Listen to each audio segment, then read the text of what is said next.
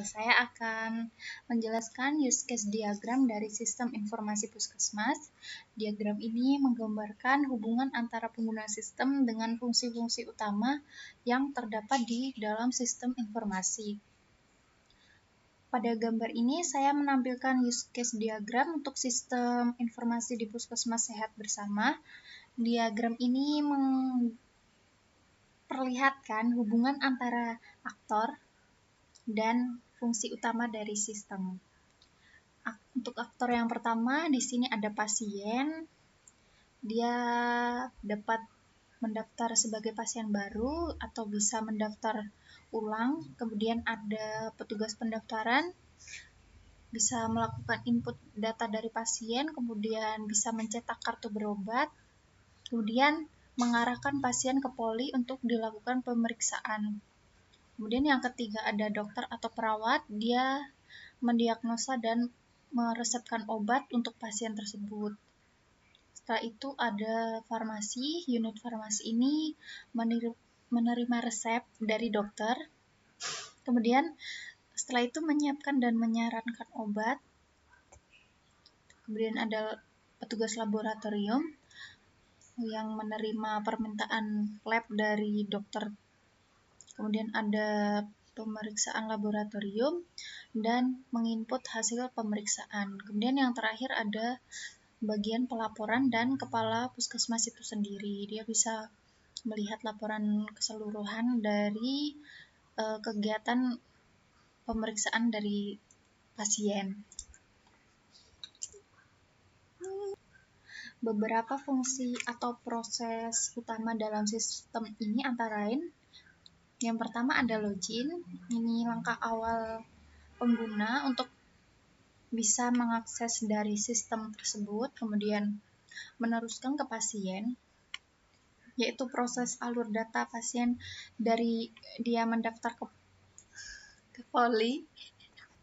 Kemudian untuk rekap data pelayanan ini digunakan untuk mengelola dan menyimpan semua aktivitas pelayanan dari pasien.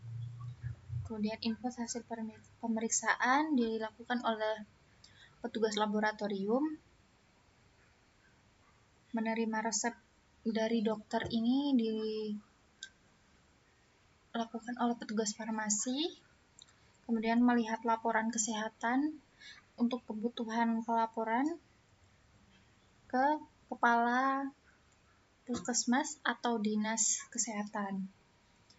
Secara alur, proses dimulai dari pasien mendaftar di petugas pendaftaran. Setelah itu pasien diteruskan ke dokter atau perawat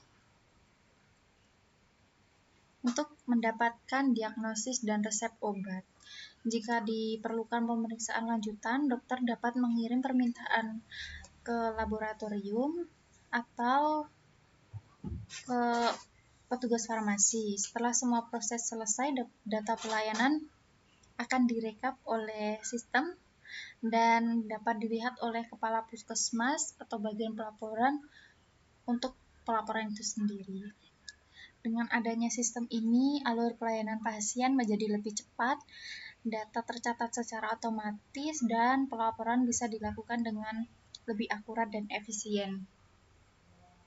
Selanjutnya, ini adalah activity diagram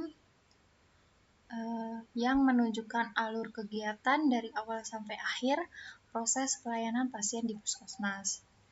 Proses dimulai dari pasien melakukan pendaftaran. Petugas akan mengecek apakah pasien baru atau lama. Jika baru, data pasien dimasukkan ke sistem dan dibuatkan kartu berobat. Jika pasien itu pasien lama, petugas cukup melakukan verifikasi data dan daftar ulang. Setelah pendaftaran selesai, pasien akan diarahkan ke poli untuk